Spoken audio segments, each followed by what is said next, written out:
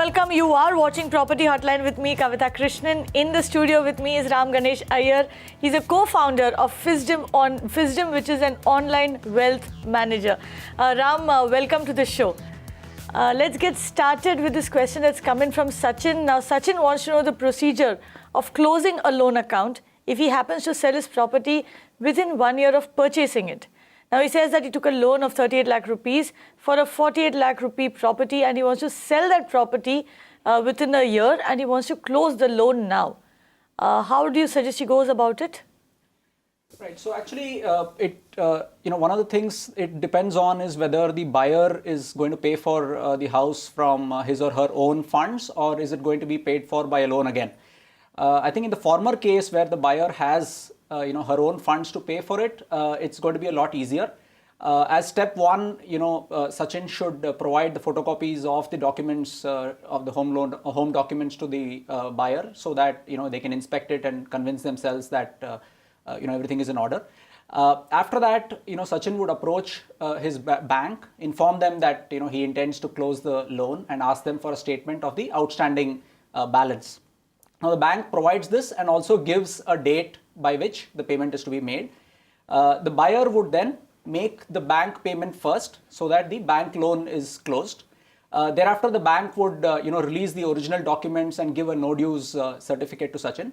And after that, the buyer and Sachin can transact the remaining part of the deal and complete the registration formalities.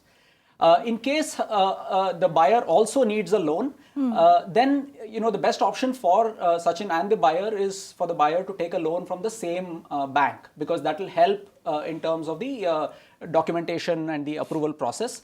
The bank would, of course, verify the repayment capacity of the buyer and sanction the loan. That would qualify as a fresh loan. It would not be a transfer of this loan. It would qualify as a fresh loan, and whatever charges need to be paid for that need to be done. Thereafter, the process remains the same as the first case, where the new bank or the same bank approves the new loan and first pays off the old loan, gets the documents, and then the rest of the transaction gets completed. Right. So it's quite a straightforward procedure over there, Sachin. But having said that, Ram, what would you say, selling a property within a year of buying it, or a year after buying it, how prudent is that really? And also, if you could just break down, obviously there are taxes that you need to pay if you get into transactions like this. Could you just break down the burden that it entails for the buyer, for the homeowner over here, if you end up selling the property a year within buying it? Right. So in case of property, whether it's a house or a plot or whatever it is, anything less than 3 years qualifies as short term, and hence there are the tax rates are much higher. The capital gains tax rates are much higher for the short term. So in this case, since he's selling within a year, this would qualify as short-term capital gains. So whatever is the capital gains that Sachin makes from this sale will be added to his income for that year. So let's assume that Sachin is paying tax, at the rate of 30%, at the marginal rate of 30%. This income would also be taxed at 30%. So that's quite a severe rate of tax to pay. And further, there are no set-offs available. So in case of short-term capital gains, you can't set off this by buying another property or by investing in capital gains bonds. You can't do any of that. So essentially what you're saying is, say Sachin earns 10 lakhs from selling this 10 lakh rupees extra over what he bought the property at. Say he bought it at 80, like he says he bought it at 48 lakh rupees and he manages to sell it at, say, 58 lakh rupees. So the gain that he's making essentially is 10 lakh. So he needs to pay 30% tax on this 10 lakh rupees plus whatever other income tax he would be liable to pay. That's right. So Sachin would end up with an income tax liability of 3 lakh plus a little bit of cess, 3% cess on top of that, just on the sale of this property. And there is no way that he can set off this by any other action. So that's something, Sachin, you essentially need to keep in mind. Of course, you would have your own compulsions for selling a property within 1 year of buying it. But it would do well for you to actually take a call based on the costs and the benefits of actually selling it that fast. We have a question coming in from Priyadarshini next. She says that she's purchased a flat with a home loan in 2015 with an interest rate of 9.5% for women applicants. Now, she wants to know if she's eligible for the revised rates that have been announced. If yes, she wants to know what is the procedure. A lot of people are asking if they can, switch home loans, especially those who entered into home loans at which were tied into base rates. And now that we are seeing a lot of banks reducing rates, how do you really go about it? Right. The history of this is a little interesting, actually. So till March 31st of this year, that is March 31st, 2016, home loans were given based on the base rate, which was a rate decided by each bank, and home loans rates were pegged on top of that. Now, the problem with this for a lot of buyers and for the Reserve Bank was that banks were not revising these base rates often enough in response to the changing interest rates in the market. And hence, what has happened is from April 1st of this year, the Reserve Bank has moved all fresh loans to what is called the MCLR, which means the marginal cost of funds based lending rate. It sounds a little complex, but all that it means is every month, the bank needs to specify what is its cost of funds, marginal cost of funds. And it needs to peg all loans to some rate above this. So currently the marginal MCLR for State Bank of India and large lenders is of the order of 9.05 to 9.1%. So usually what happens is a fresh loan after 1st of April would come between 9.25 to 9.4%. Now, the advantage of this MCLR-based system for home loan borrowers is that every 6 months or every year, the banks have to reset the rate. So if the MCLR goes down, existing borrowers benefit. If the MCLR goes up, the existing borrowers will have an increase in their EMI or tenure.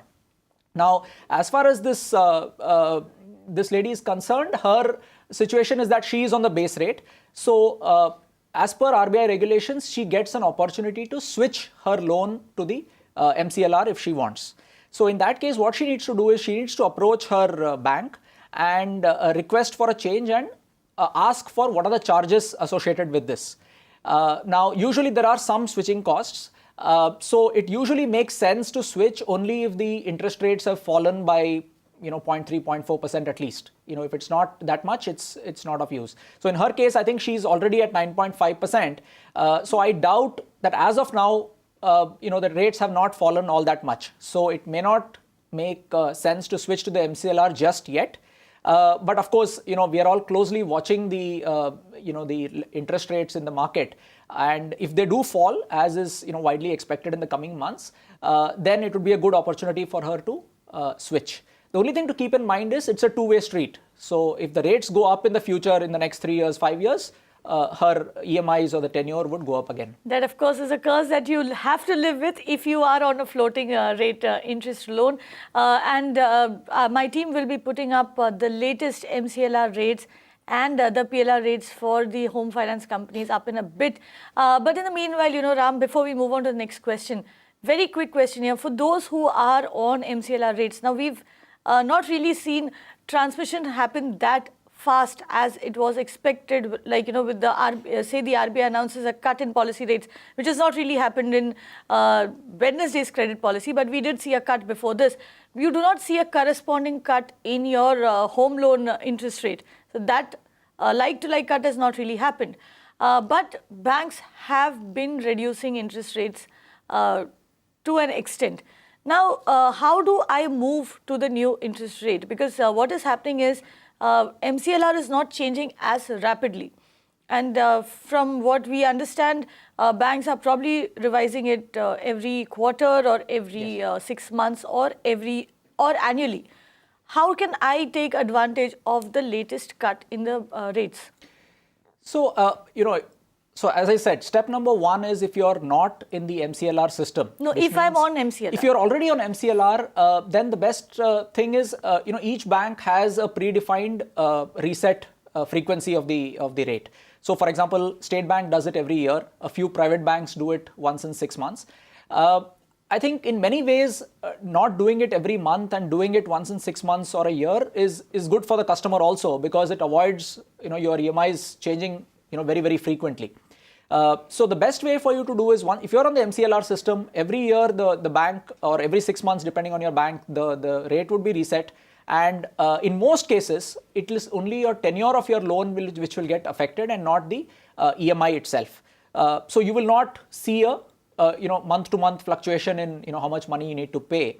And the expectation is that this would happen automatically without you having to manually approach the bank, send them a request and things like that. That's the advantage of the MCLR system. Right, but having said that, what you do need to understand is that once you take a home loan from a bank, you can't just take a loan, go home and forget about it. You need to be as proactive in managing that home loan as the banks are.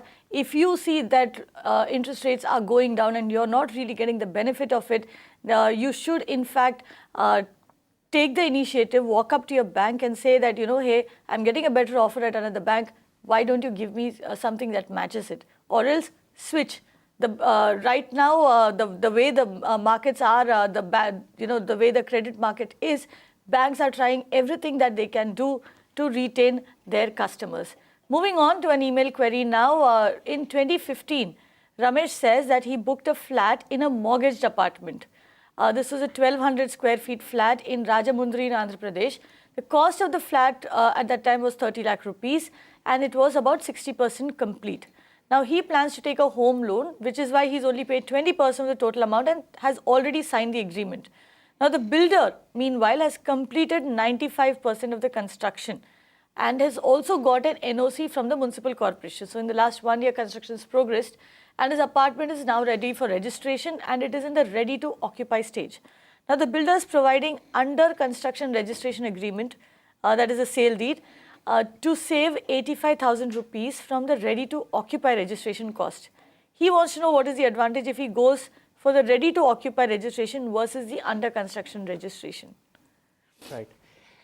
See, in general, from a buyer perspective, it helps to get your property registered as early as possible in the life cycle. Now, the earliest you can do it is when the builder has got his project plan approved and the commencement certificate for the apartment, because it helps to do that because registration protects you from any changes thereafter in terms of the plan, in terms of the area. Various other parameters are kind of cast in stone once you've registered. Not to mention the fact that it also protects you from the builder trying to sell the same land or the same undivided share of land to other buyers. So in this case, I would say that you could have done your registration already, even well before the construction is completed. But now, having waited this far, I think there is a lot of benefit in getting the full, occupancy completion registration done rather than the registration of the thing in progress, because a lot of projects get held up in the last 5%. Because the municipal corporation, does not provide an occupancy certificate because of some pending issue or some of the connections of, utilities are not completed. It helps to get, having waited this long, it helps to get it in complete order. I think the amount of 85,000 that you're trying to save should not matter in the greater scheme of things. What's more important for you is that you get your property in complete order and, in a ready to occupy kind of a state. Right. The other point I want to mention here is that since you're buying a property which was under construction, you will have to pay service tax and VAT on that. Service tax works out, it's a central levy, it works out to 3.75% of the agreement cost in most cases.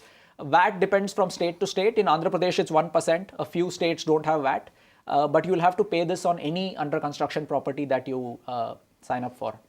But having said that, like Ram just told you, the ideal thing that you need to do is, if you sign an agreement, register it that very same day or the very next day. The earlier you register it, the better it is for you. Simply put, the registration is a process through which the title of the property gets transferred in your name legally and in government records. That is why registration is so important, and it also stands in your stead in the court of law in case you need to go into litigation. We have Pravesh who's written in through email now. He says that he wants to book a flat that he is getting in a pre-launch offer and avail a home loan on the flat. He does not want to opt for pre-EMI. He wants to know whether it is possible to start the EMI after possession And that if he could pay the interest and the principal amount together, Ram, is the bank really going to wait for another 3 or 5 years, because he's talking pre-launch here, for him to start paying the EMI? Right. I think there are, three different concepts in this question. The first is the concept of pre-EMI. So let me just explain what's a pre-EMI. A pre-EMI is where you pay only the interest part of the loan till the possession is had. So till then you pay only interest. You don't, the principal, no part of the principal is repaid. Now, this works out well for people who are living in a rented apartment and they find it very difficult to pay rent on this house and EMI, the full EMI on the other house. So for them, a pre-EMI kind of a situation may work well, because that would the installment would be much less. And once the possession is taken, they can stop paying rent and switch over to the new property. As against this is of course the regular EMI, where you start paying the principal and interest even before possession. Now, this is what most people should or would sign up for.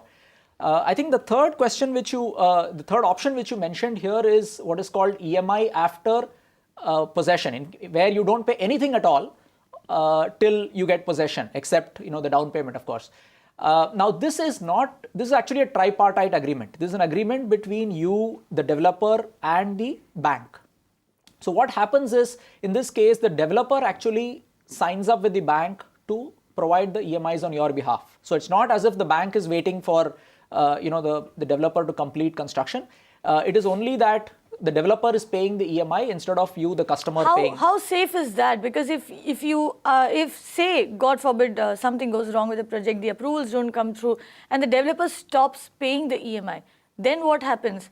You said it's a tripartite agreement, but I'm sure that since the home loan is in your name, the bank is going to come after you and not after the developer, right? Yeah, absolutely. While this sounds great, to not pay any EMI till you get possession, I think customers should be warned that this is not necessarily the best thing to do, because if the developer defaults on any of the EMI payments, that's going to affect your credit score in your CIBIL report. So that's one. The second thing is, remember that all this is priced into your cost. This is the developer is not going to pay from his pocket for this. He's going to price in the the interest that he's paying on your behalf into the cost of the property itself. So it's not as if you're getting a free lunch. And of course, as you said correctly, if there is a delay in the whole launch of the project and occupation, then it hits you real hard, because you have not paid any interest or principal. The thing just keeps on getting accrued, and it starts hitting you the moment possession happens. Right, and like we just mentioned, the bank is not going to go after the developer to get back the money. The loan is in your name at the end of the day. So you are the one who has to bear the burden of paying back that loan. And also the thing that he talks about, getting into a pre-launch offer for a home and paying a loan on it, and he's talking about pre-EMI versus EMI over here, especially if you're getting in at the pre-launch stage. Would you recommend him actually going for something like EMI, because you're paying a bulk of your home loan upfront over there? And what if the project gets delayed? You have a 3 to 5 year long waiting period. Wouldn't it make more sense to just pay the pre-EMI then? Right. I think a pre-EMI, as I mentioned, makes a lot of sense if you are living in a rented property right now, and financially you're finding it very difficult to pay the rent on one hand and the full EMI on the other hand. Now, this is a real situation faced by a lot of middle class borrowers, and for them a pre-EMI could be an option. But remember that it is only postponing the problem. The moment you get the occupation, since the whole loan is outstanding, you will have to pay the entire thing. In contrast, if you opt for the full EMI option, you start paying principal plus interest from day one. So the advantage for you is, while the obviously the EMI is higher in this option in the initial period, the advantage for you is the principal starts getting drawn down. So even if there is a delay in the occupation, by that time you have already repaid some amount of the principal, and that obviously helps you going forward. Right. Also, tell me this, Ram, very quickly. The idea that he wants to go in for a loan on a flat that is in pre-launch. Do banks really lend to you when the building is in the pre-launch stage? Well, banks or more broadly, lenders, non-banking, housing finance companies do lend in pre-launch as well, depending on various parameters, including the track record of the developer and so on. And loans have been available, but as a customer, as a borrower, I think you have to really carefully evaluate whether you want to take the risk of borrowing to buy a house well before its launch date, because there are several, as we are aware in India, there are several impediments to getting a project to final completion, including the developer's own financial situation, getting the clearances, various other delays and so on. As a customer, you are hostage to all of that. So it's really, you have to really evaluate the cost benefit of that. Unless you're getting it at a rate which is very, very advantageous, it's better to take a property that is either very near to completion or preferably even completed. So Pravesh, it all just boils down to what we keep telling you time and again on this channel. Do your due diligence, do your research, and be safe. You need to be safe. You need to ensure that you will get a home at the end of the day, because it is all your life savings that you're essentially putting into that property. We have Rupesh who sent in a question now. He says that he's planning to buy a home that costs around 33 lakh rupees. He has an annual salary of 6 lakh rupees. How much loan amount is he eligible for? Will demonetization affect loan interest rates? We'll come to the demonetization bit a little later, Ram. First, if we could cover loan eligibility. Right. So in this case, Rupesh, loan eligibility depends on two things. One is, you can get a loan of up to 75 to 80% of the cost of the property, or the selling price of the property. In this case, you have said 33 lakhs. So I would assume a loan of about 25 to 27 lakhs is the maximum that any person can get, because the rest of it you will be expected to pay as down payment. There was a time when banks were hyper aggressive and giving 90% of the project as loan, but I think RBI has come down on that. Today the number is more like 75 to 80%. Now coming to how much you will get based on your eligibility, again, a rule of thumb you can use, very broadly speaking, is for a salaried person, 60 times of your net take-home income monthly is a loan that you can look forward to. Here, of course, I'm making several assumptions in terms of you not having any other loans going on, or any default in your history. If none of that exists, you can expect a loan of 60 times of your take-home monthly income. So in your case, you have a gross income of 6 lakhs. So I assume that your monthly take home would be somewhere around 40 to 45,000. So you should be able to get a loan of 25 lakhs, unless there is some other circumstance due to which you have a problem. Ram, you just mentioned how this I'm gathering is how banks essentially calculate, banks or lenders essentially calculate your home finance eligibility. But to be financially prudent, how much of your money, how much of your income should actually go towards servicing EMIs? And here I'm talking all the loans that you've probably taken. It could be a home loan, personal loan, car loan, etc. All put together should be how much of your income? That depends on a few factors, including your age, and also whether you have a double income household or a single income household, and so on. I would say for a home, especially for a home, because it's an asset which is very much required. It's also an appreciating asset in general. Probably 50-60% of your income going towards EMI, obviously for a period of time, for 5-6 years, is fine. That is if you only have a home loan. That's right. That's right. For any other asset, so for example, an asset for any other loan, for example, a personal loan or something where you're not really building up an asset for yourself, I would, peg that number much lower. You should, in general, we recommend to our customers not to take, personal loans and so on, which will further add to your monthly outflow burden. But a home loan is an exception, simply because it's an asset that you do need to have. So having a pinch for 5-6 years where you are paying substantial part of your salary towards EMI is reasonable. Right. Also, the other question that he asked about demonetization and its impact on interest rates, which is in fact become a very popular question of late. We did see that the RBI did nothing in the credit policy. They didn't really reduce the repo rate, though it was widely expected. But do you really see interest rates going down? So I think interest rates, there are two parts to what happens to the realty or home buying because of demonetization. I think the bigger impact is likely to be the prices of homes themselves. Now, while it's too early to see any impact in the market yet, there is a widespread feeling that there could be a correction in the prices of homes per se. Of course, it will depend on the location. It will depend on whether it's a luxury property or a middle income property. But yeah, I would hate to play spoiler over here, but the fact is there are a lot of these WhatsApp messages doing the rounds saying that home prices are going to crash 50% and 60% and all of that. Now, we've been discussing the impact of demonetization on home prices for the last couple of weeks. And what we've gathered is this, that yes, you will see some pressure on prices. You might see prices coming off a bit, but do not expect it to the tune of 50 to 60%.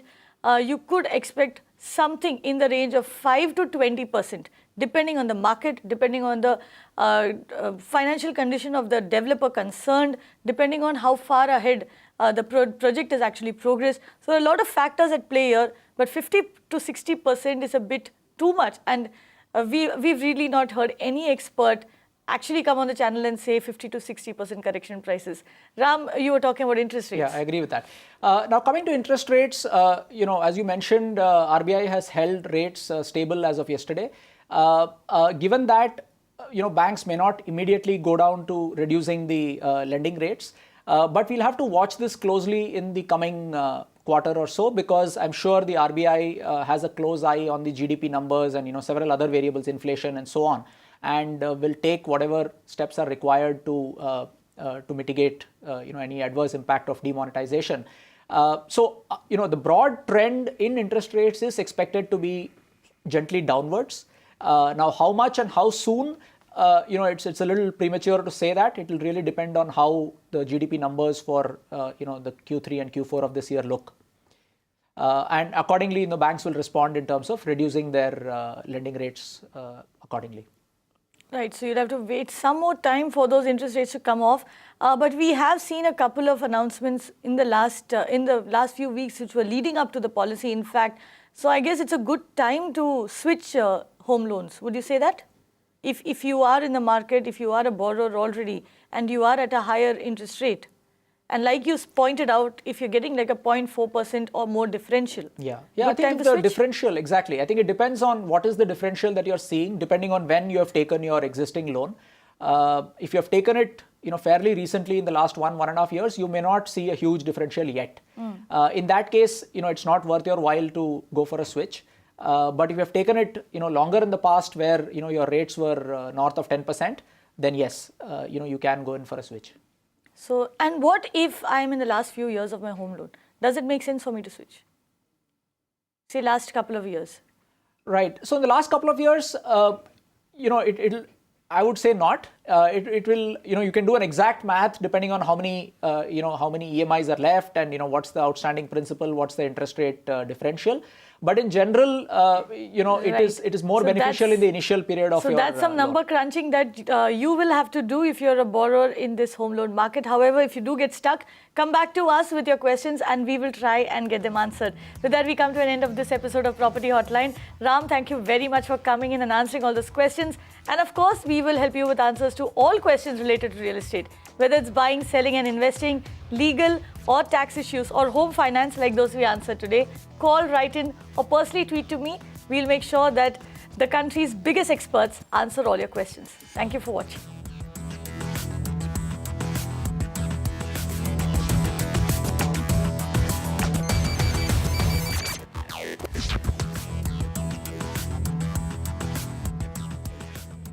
You can watch live TV on our website mpnow.in. Find us on Facebook at facebook.com/Magicbricks Now. And don't forget to click the like button. You can also follow us on Twitter at Magicbricks Now.